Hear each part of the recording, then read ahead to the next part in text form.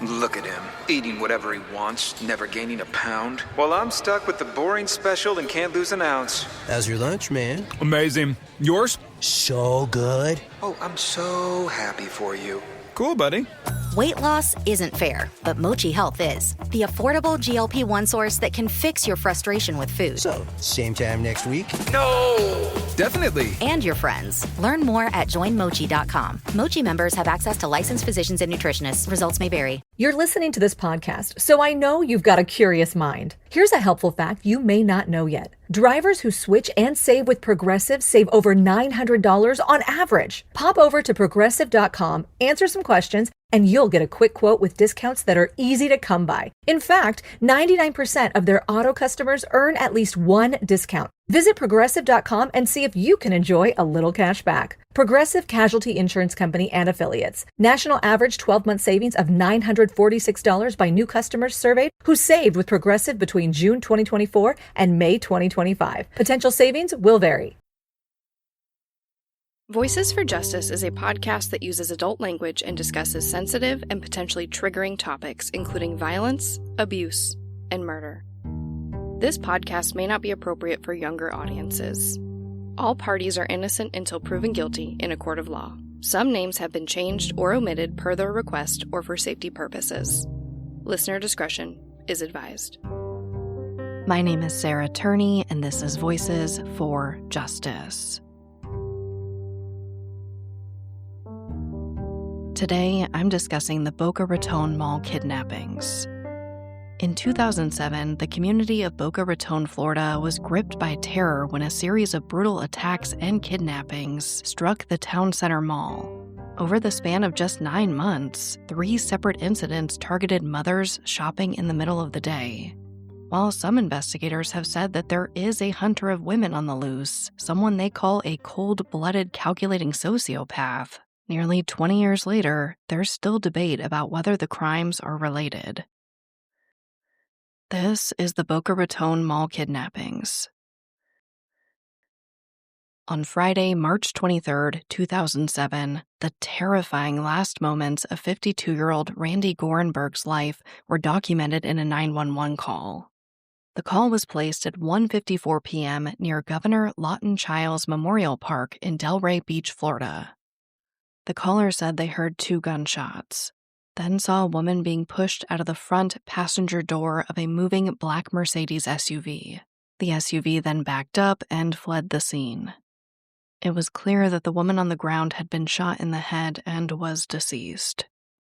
It was the Palm Beach County Sheriff's Office who responded to the call. The first thing they noticed was that Randy was found without her shoes, her black and white Pumas, and she didn't have any ID on her. But whoever did this left her Cartier watch and her diamond necklace untouched. At this point, the motive for her murder is unclear, and Randy has not yet been identified. But just minutes after deputies got to the park and secured the scene, the black Mercedes SUV was found abandoned a few miles away behind a Home Depot store. It turns out that the SUV was registered to Randy Gorenberg, which is how they ultimately identified her. Randy's mother, Ida Elias, told WPTV News that she remembers watching the news that night and seeing the deputies recovered a woman's body in the park. Not long after, she got the call that it was her daughter. She said it was the worst day of her life. After speaking with Randy's friends and family and reviewing video surveillance, eventually detectives were able to piece together her movements for that day. Ironically, that morning, Randy was at home, comforting a mother who'd recently lost her daughter. That afternoon, she decided to go to Town Center at Boca Raton, a high-end shopping mall. There, she bought a John Legend CD and a blouse from Old Navy. Video surveillance captured her leaving the mall at about 1:15 p.m.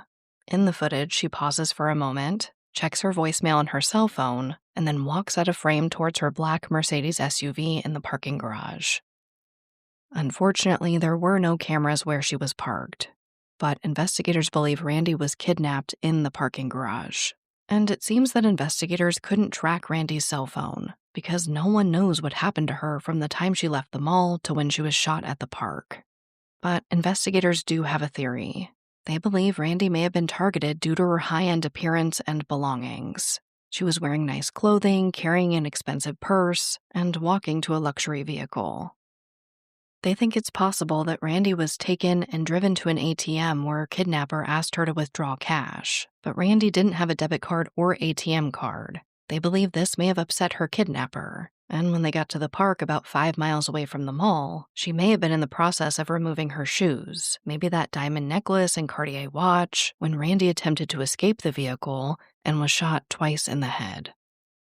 Then the kidnapper abandoned the SUV behind the Home Depot, escaping with Randy's shoes, cell phone, purse, and wallet.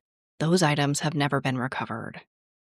And while video footage did capture the perpetrator driving Randy's SUV in the parking lot, they weren't able to get a good look at who was driving. Now, investigators say that they were able to recover quite a bit of DNA from the vehicle, and at least one of the bullet casings used to shoot Randy, but they weren't able to make a match. It seemed like a robbery gone wrong. But then, just a few months later, the Palm Beach County Sheriff's Office got the call that there was another kidnapping at the same mall. This episode of Voices for Justice is sponsored by Chewy. If you have pets, you probably know about Chewy, and you also know that when they say that they have everything you need to keep your pet happy and healthy, they're not messing around. To keep them happy, Chewy has over 100,000 products from all the brands my pets love at prices I love. To keep them healthy, Chewy offers pet prescriptions, pet insurance, telehealth vet visits, and they're even rolling out vet clinics across the country. I've been shopping with them for a very long time. And in addition to the auto-ship feature that gets the dog's food to them every single month, I also love to experiment with different treats. But I'm a bit picky. For me, it has to be high quality with simple ingredients. I recently picked up treats from Shepherd Boy Farms that are 100% just chicken breast. Popcorn and Heber are already obsessed. Chewy has everything you need to keep your pet happy and healthy. And right now, you can save $20 on your first order and get free shipping by going to chewpanions.chewy.com/Sarah E. Turney. That's chewpanions.chewy.com/Sarah E. Turney to save $20 on your first order with free shipping. chewpanions.chewy.com/Sarah E. Turney. Minimum purchase required. New customers only. Terms and conditions apply. See site for complete details. You know that thing where you get an amazing pair of shoes at a really great price and want to tell everyone about it? Yeah, so do we. Here at Designer Shoe Warehouse, we'll give you something to brag about, like the latest styles from brands you love, or the trends everyone's obsessing over, or shoes that make you feel like, well, you. So go ahead, show off a little. Find shoes that get you at prices that get your budget. Head to your DSW store or DSW.com today. DSW, let us surprise you. On Tuesday, August 7th, 2007, a 30-year-old woman only known as Jane Doe and her 2-year-old son went to do some shopping at the Boca Raton Mall. Jane samples some perfume and makes a few purchases, including a baseball hat. In reporting by Dennis Murphy for NBC News, Jane said it was pretty common for parents to take their kids to the mall just to get out of the house and beat the Florida heat. After they hang out for a bit and do a little shopping, Jane and her son leave the mall at about 1 p.m. She begins pushing his stroller towards their black Lincoln Navigator SUV in the Nordstrom parking lot, having no idea that someone was watching and waiting. Jane truly experiences every mother's worst nightmare. The first thing she does is buckle her son into his car seat in the back rear passenger side of the vehicle. And as she's loading up their packages and his stroller into the trunk, she hears her son saying, "Mama, Mama," but not in the normal he just wants mom type of way. Jane said she could immediately tell that her son was scared. When she goes to check on him, she sees a man sitting right next to her son, and she just freezes in shock. The man told her to get in the car, but she's still frozen in fear. He tells her again to get in the car, and she says that that's when she sees that the man is pointing a gun at her 2-year-old's head. Again, just absolutely the stuff of nightmares. In just the few seconds it took her to load up her trunk, the man had snuck into the back seat with her son. She immediately begs this man to not hurt them. She says she'll do anything he wants. The man then tells her to drive away from the mall and find a drive-through ATM to get him cash. Jane does this and withdraws $200. He then has her withdraw another $200, and then another $200. After getting the $600, he asks Jane to withdraw $800. but the request was denied, stating that Jane had reached the limit for withdrawals for the day. It's at this point that Jane says she's thinking this man is now going to kill her and her son. But he doesn't. He tells her to just keep following his instructions and he'll take them back to the mall. From here, the man begins giving Jane instructions on where to drive, and she pulls into midday traffic. There are people all around her, but the windows of her SUV were heavily tinted, so no one sees her panicking. They don't see this man in the back seat with her son, who was luckily sound asleep at this point. Jane told Dennis Murphy that she thought about crashing her SUV, but was afraid that the man might get mad and hurt her son. So she just follows instructions. And eventually, after a bit of driving, the man tells Jane to pull into the back parking lot of a Hilton hotel and get out of the vehicle. This is when she begins begging for her life.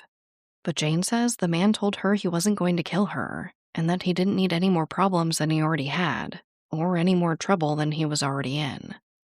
The reason he made her pull over was so that they could swap positions in the vehicle. He makes Jane get into the back seat with her son, and then things got even scarier.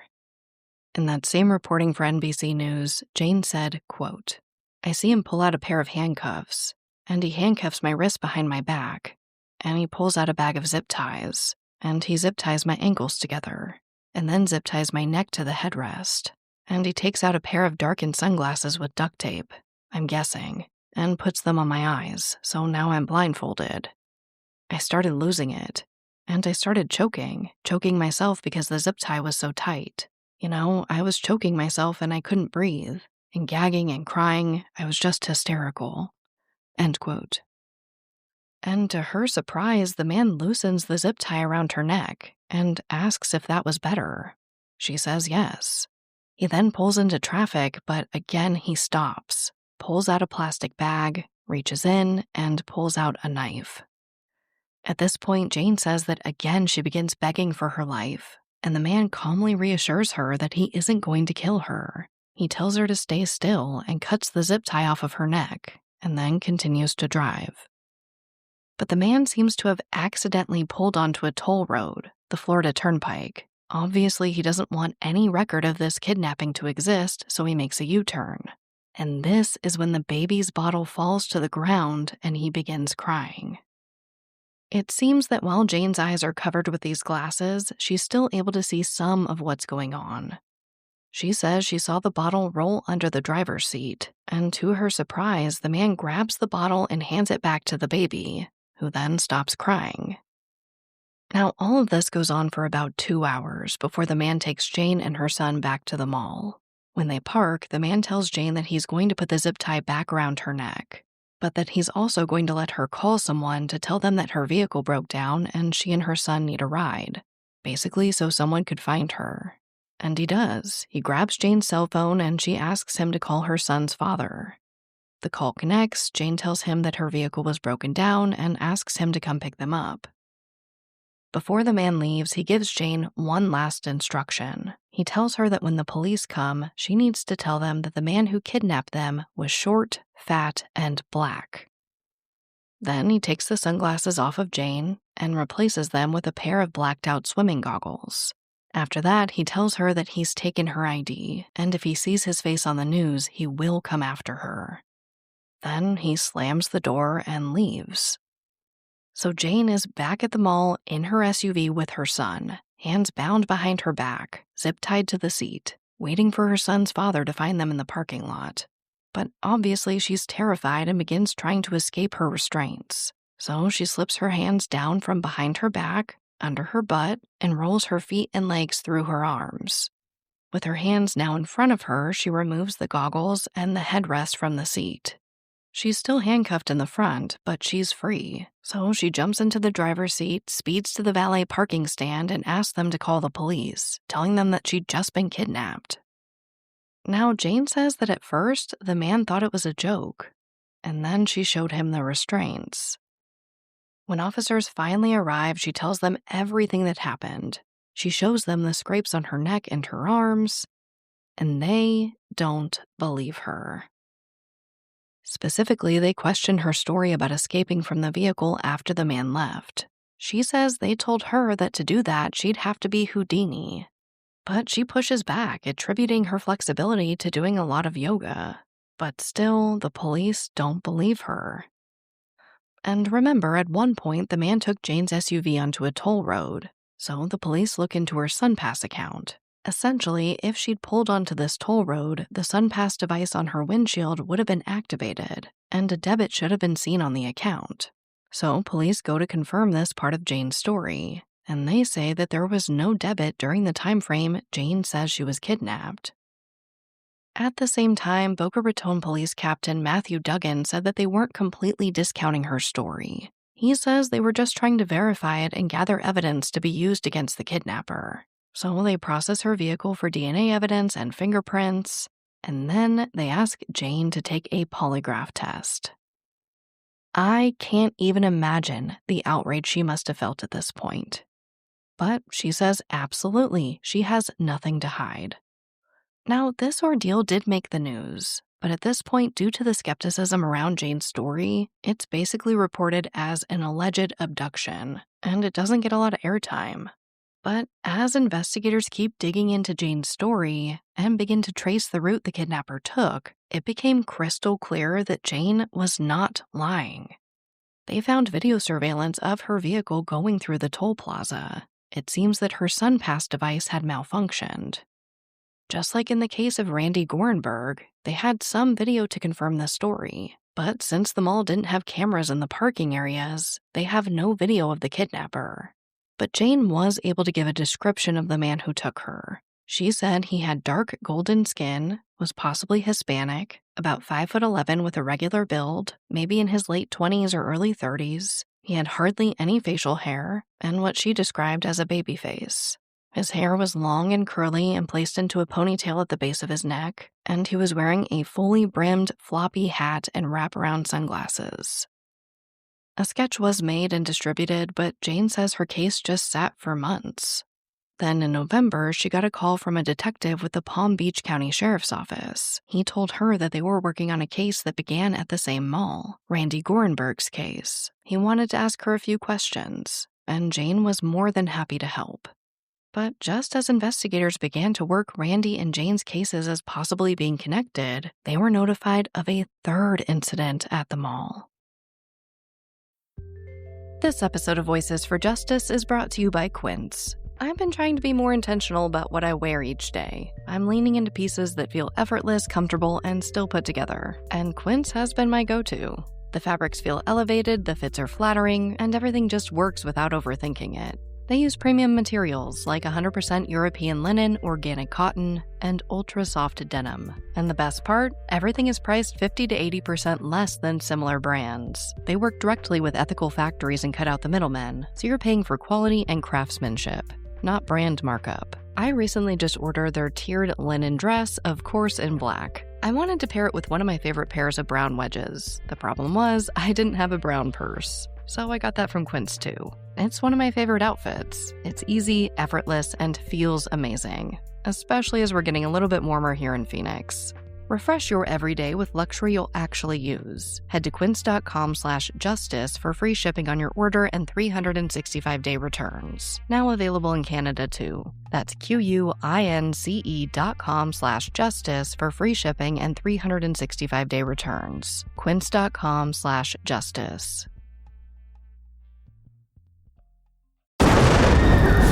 What they did to your family, you're lucky to make it out alive. Streaming on Peacock. These men are going to come after me. Taking them out is my only chance. Put a bullet in her head. From the co-creator of Ozark. Looks like a family was running drugs. Execution-style killing, it's rare for the keys. And it leads on who they might have been running for. The cartel killed my family. I'm gonna kill them. All of them. MIA. Streaming now. Only on Peacock.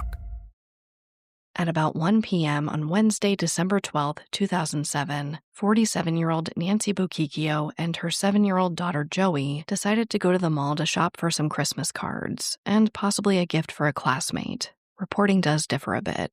It was also very close to Joey's 8th birthday. Nancy had picked her up early from school for a doctor's appointment, and as is most every child's dream, instead of returning her to class, her mom took her to the mall. When Nancy was 40 years old, she was told that she wasn't able to have children. Little did her doctors know that she'd have a baby close to Christmas Day. Nancy's sister Joanne told NBC News that they all considered Joey to be a miracle and their Christmas angel. Joanne said Joey loved being the center of attention. She loved dancing and was a budding golfer. By all accounts, Joey was the center of Nancy's life as a single mother. They were captured on surveillance at the mall as they passed by the Sony store on their way to the food court. And at 3 p.m., mother and daughter were seen leaving the mall through the same camera at the same door Randy Gorenberg was earlier that year. Despite the 2 prior incidents in just the last few months, there were still no cameras in the parking areas of the mall. So what exactly happens next is unclear. But here's what we do know. Just minutes after Nancy and Joey leave the mall, a call is made to 911 from Nancy's cell phone. It only lasts a few seconds, and the operator can't hear anyone speaking before the call abruptly ends. A few minutes after that, Nancy's black Chrysler Aspen SUV is seen at a drive-through ATM, the same drive-through ATM Jane Doe used when she and her son were taken. From here, $500 is withdrawn from Nancy's account. No one knows exactly what happened after this. But shortly before midnight, a security guard at the mall finds their SUV parked and idling. When he looks in the back seat, he sees Nancy and Joey bound. Both had been shot in the head. Again, just absolutely horrific. And when investigators get to the mall, they see an eerily similar scene to that of Jane Doe. Whoever did this seems to have had the same type of kidnapping kit, if you will. This time, the person also used duct tape, but they also found handcuffs, zip ties, and blacked-out swim goggles. Unlike with Jane Doe, their hands were cuffed in front of them, but Nancy's head was tied to the headrest.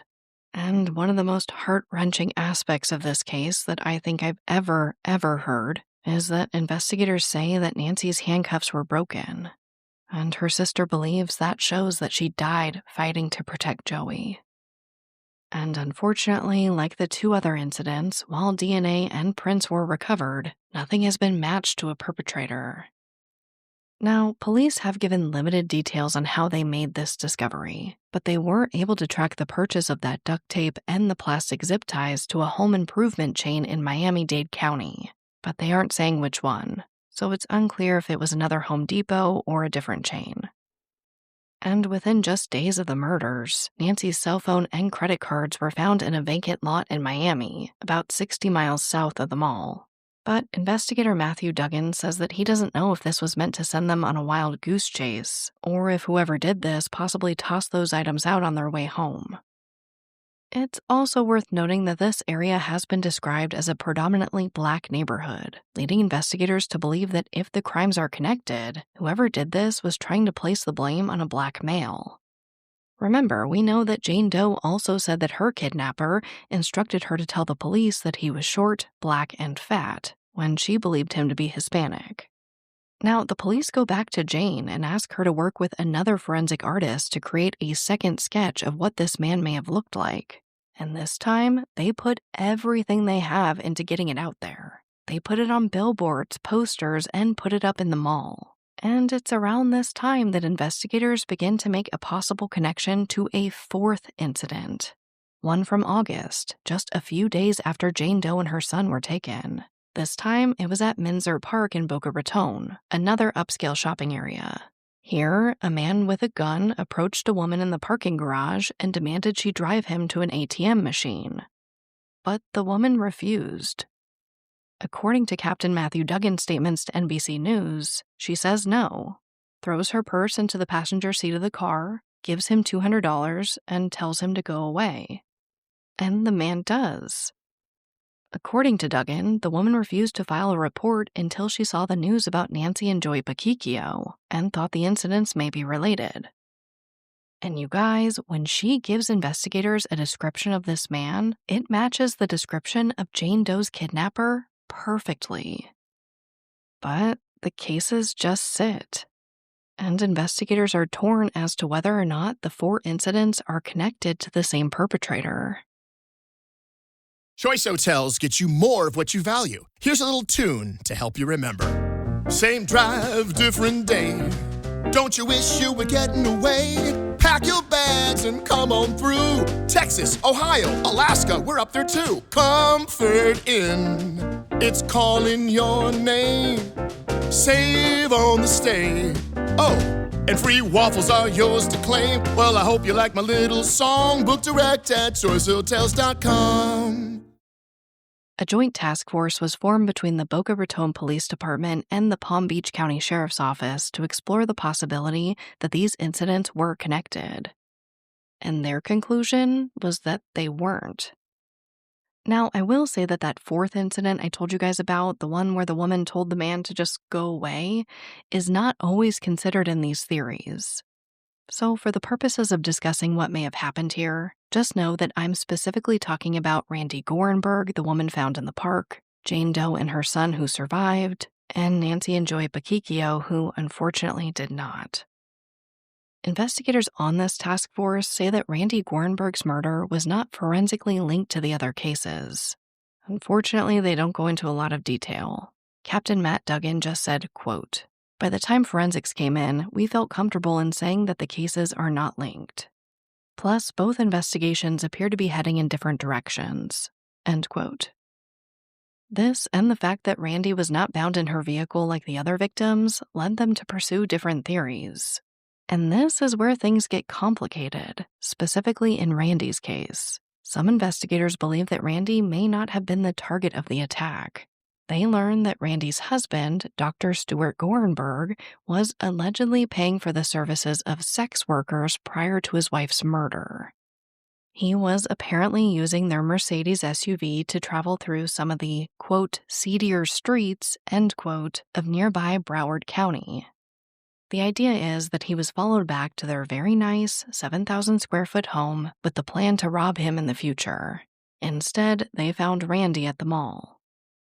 The other theory is that her husband and/or their 25-year-old son Daniel may be involved in some way. Investigators have scrutinized Stewart's response to Randy's murder, saying it was not typical. Now, of course, like I always say, I think it can be foolish to judge the reaction of someone getting horrific news like your wife was just murdered. But I'm here to tell you what's been reported on this case. Investigators also say that when they got to Randy's home to notify her family of what happened, before they even broke the news, they saw 25-year-old Daniel, who was living at home at the time, in the driveway, kind of pacing, walking back and forth, talking on his cell phone, and smoking a cigarette, which they say struck him as acting strangely.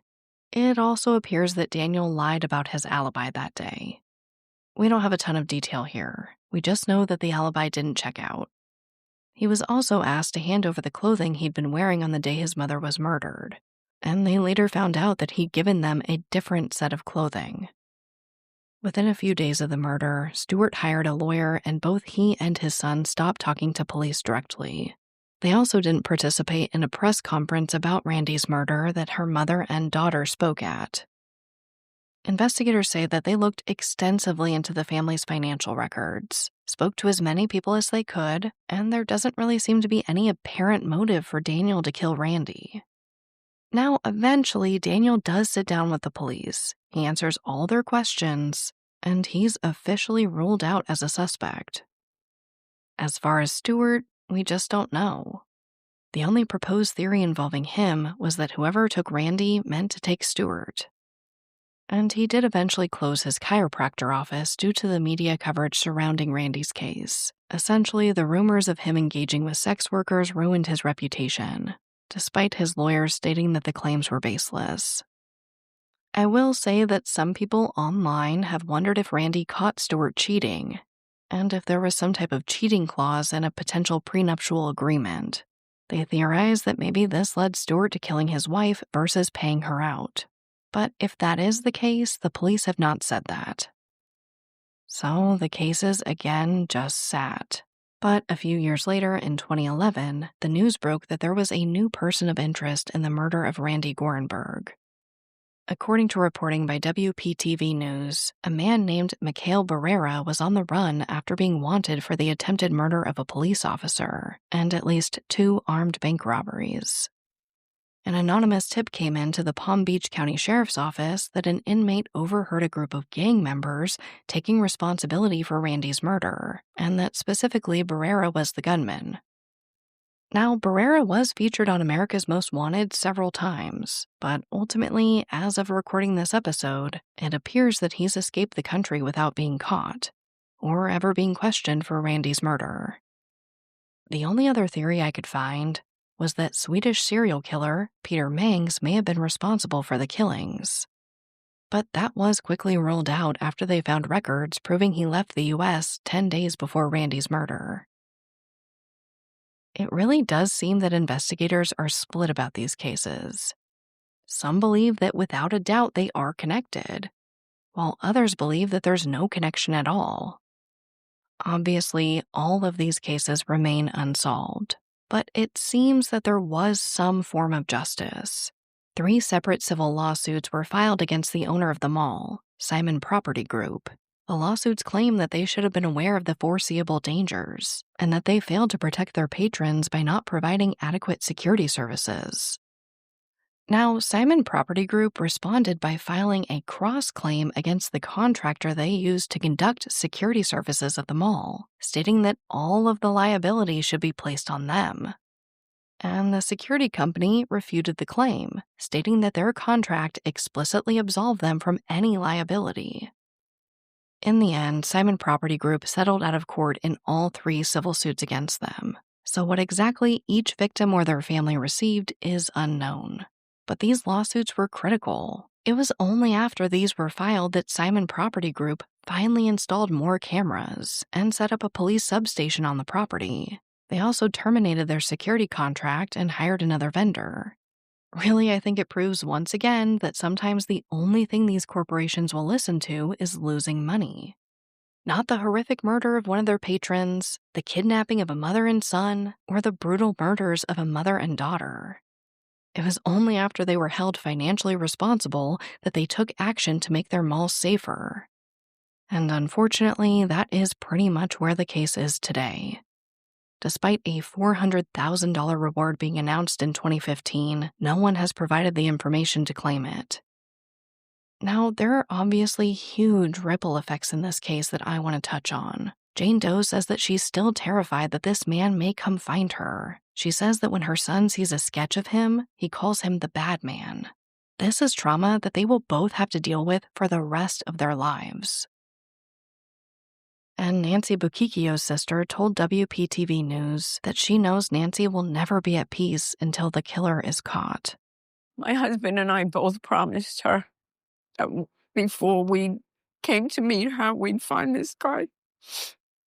That's what I think every day. Then I say to the police, I need them to catch him. I feel that as a mother, I know my sister, the kind of mother she was. She's not at peace. I just pray to God that at least someday I can meet her and tell her, they got him and he's paying. The Palm Beach County Sheriff's Office posted an overview of Randy's case to their YouTube channel, with Detective Bill Springer outlining the circumstances of her murder. At the end of the video, he says that they were looking into implementing new DNA techniques in hopes of coming up with more evidence that would lead to a possible suspect. Springer said it's just a matter of time before her case is solved, and that if it isn't him who does it, someone behind him will. He also had a message for Randy's killer. He said it may not be today, it may not be tomorrow, but someday, someone is going to come knocking on your door and you will be going to prison. Which brings me right to our call to action. Please share the sketch we have in this case along with the cases themselves. We don't know if they're connected, but we do know that there are 3 families out there waiting for answers about their loved ones. If they can find the man who took Jane Doe and her son, it might create the domino effect these cases need for their loved ones to finally get answers.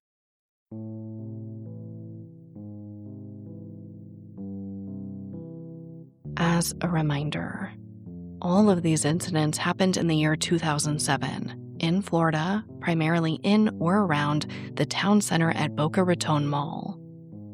Anyone with information is asked to call Crime Stoppers of Palm Beach County. at 1-800-458-TIPS. But as always, thank you, I love you, and I'll talk to you next time. Voices for Justice is hosted and produced by me, Sarah Turney, and is a Voices for Justice media original. If you love what we do here, please don't forget to follow, rate, and review the show in your podcast player. It's an easy and free way to help us and help more people find these cases in need of justice.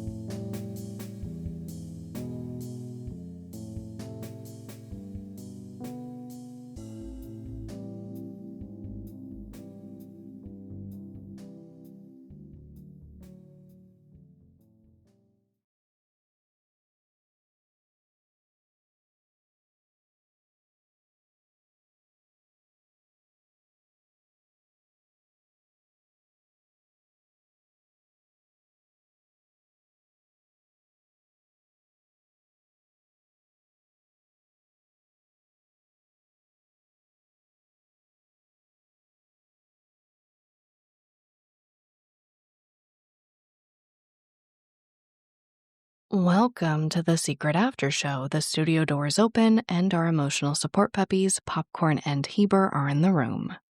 Let's go right into the case. Now, before I guess we dive deep into the three main cases, the first thing I had on my list was talking about the woman who threw $200 at the robber and told him to leave her alone. I can't in good faith tell you to do that.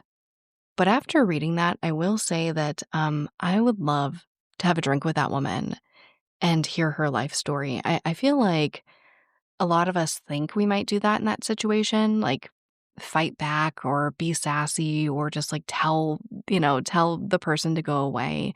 And this woman actually did it. It seems rare to me. I'm sure it's happened before, but something about that, I was just like, holy cow. And for her to not report it until she felt like it could help someone else, just very interesting, very interesting. As far as I could find, the woman was never named. But again, if she's out there somewhere, I bet she has a story to tell. Next, as I guess progress with my sass, I wanted to talk about Simon Property Group and ask what's wrong with them. If you guys don't know, I spent a lot of time, from 16 till I graduated from college in retail. I worked in so many malls, like every popular mall in the Phoenix, Scottsdale area, I've worked there.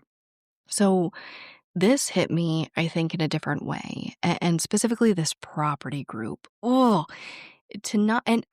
this time, 2007, I was working in malls, and for them to not have cameras feels insane to me. Cameras in the parking area, I should say, feels insane.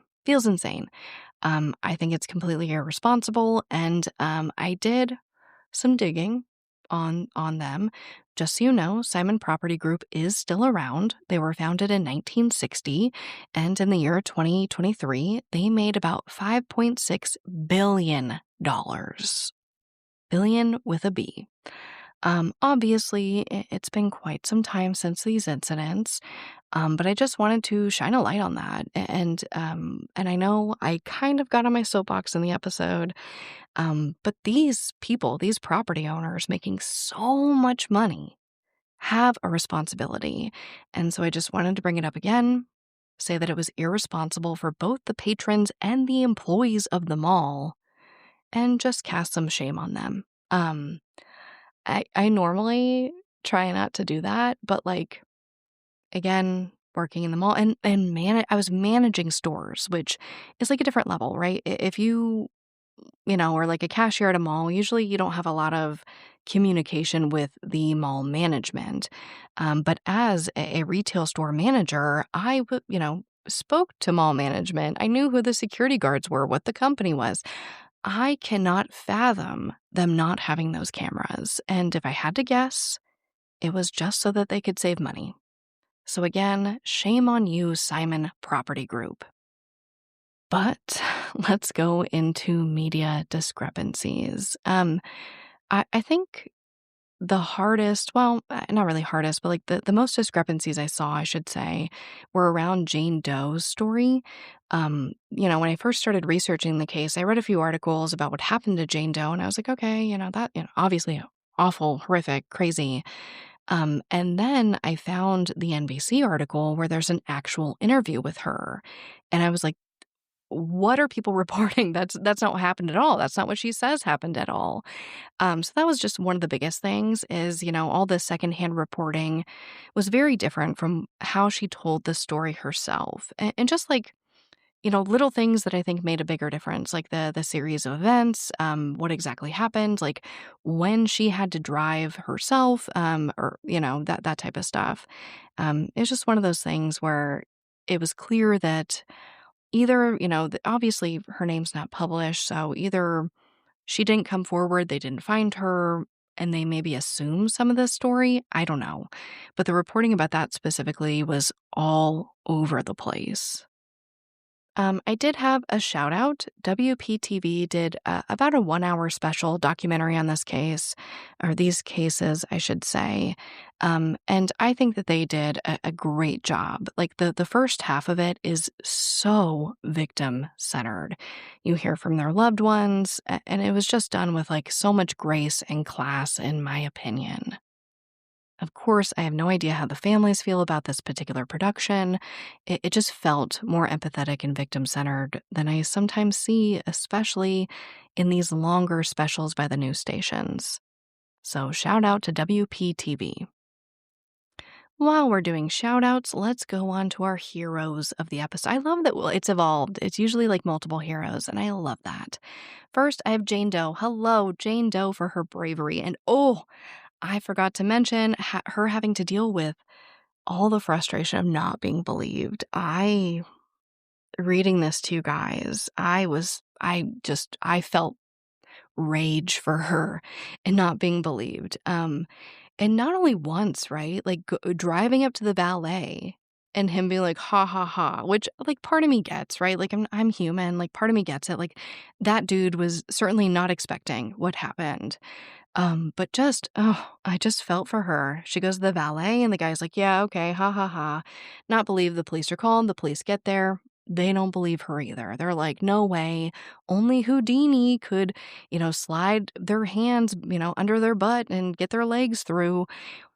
It just sucks. It sucks to be a woman who isn't believed. And I hate that she went through that. But she makes one of our heroes of this episode, for her bravery. I can't even imagine what she went through. And, just her really thinking about these other victims and, cooperating with the police, even after, in my opinion, they didn't treat her so well. I think just shows what an amazing woman she is. So Jane Doe, whoever you are, shout out to you, and I really hope that I told your story accurately. My next hero of the episode is the media for keeping, these cases in the news. There was a decent amount of coverage, not like the most coverage in the world, but there were some that just dug so deep into this story and were so helpful.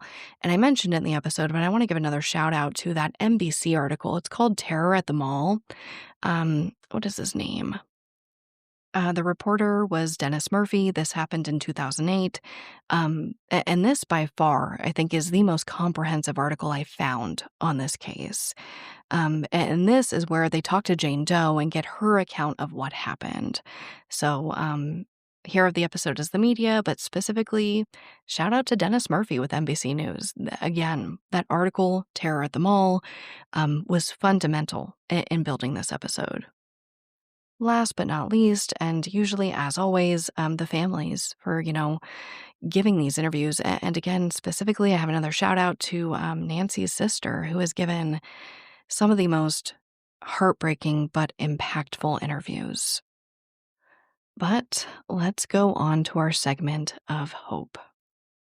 This is from People from December of this year, and the title reads, "Woman abducted at age 3 in 1983 found alive after 40 years, and her mother is now charged." This article was written by Casey Baker, And it says, now 46-year-old Michelle Newton was shocked to learn that her family had been looking for her for decades. A Crime Stoppers tip led police to tracking down a woman who had been missing since she was a child, 1983, and arrest her mother for allegedly kidnapping her. Michelle Newton was just 3 years old when she and her mother, Deborah Newton, left Louisville, Kentucky on April 2, 1983. For what Deborah allegedly told her then-husband, Joe Newton, was a job in Georgia. Then the article says that the pair just vanished. And it looks like the authorities believed right from the start that Deborah had abducted her child, and this set off a years-long search for the young mother and daughter. At one point, Deborah was deemed one of the FBI's top 8 most wanted parental kidnapping figures. But in November of this year, 2025, 66-year-old Deborah was arrested in the Villages, Florida, and charged with custodial interference. And it appears that when the cops came, she's shocked and she doesn't think that they're there to arrest her. The article says in the video, a friend jokes, "They're coming for you, Sharon," the name Deborah had allegedly used or had been using after leaving Kentucky. After Deborah jokes that the deputies were there for her dog, one deputy says to her, "We're here for you, ma'am. We're definitely here for you." They explained what was going on. She says that she didn't do anything, but she was handcuffed and arrested. And following her arrest, Michelle, who's now 46, was reunited with her father. I'm going to try not to cry, you guys. Joseph Newton told WLKY, "She's always been in our heart. I can't explain that moment of walking in and getting to put my arms back around my daughter. I wouldn't trade that moment for anything. It was just like seeing her when she was first born. Like, oh, it was like an angel," he says. Obviously, this makes our segment of hope because this woman was reunited with her father and, learned the truth of what happened. So much love to that woman. I'm sure it's extremely confusing and complicated. But it is amazing to see, these cases of a missing child solved so many decades later. And like I always say, this segment of hope is truly to, one, provide hope that the cases we talk about, are going to be solved or get some more answers someday, but also show the wide variety of ways that these cases can be solved. And this is one of them. But as always, thank you, I love you, and I'll talk to you next time.